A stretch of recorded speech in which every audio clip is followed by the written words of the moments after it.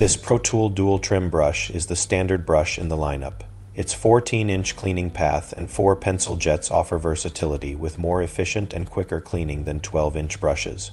This dual trim brush flows well at a wide range of RODI water flows.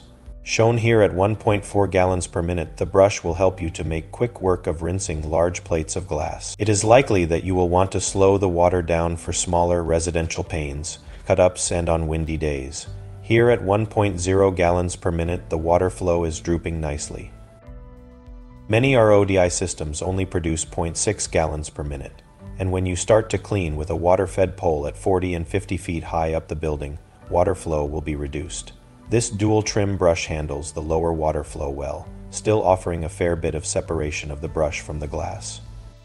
The dual trim design allows you to rinse on the glass. The water flow is contained within the outer bristles in a pocket above the inner bristle.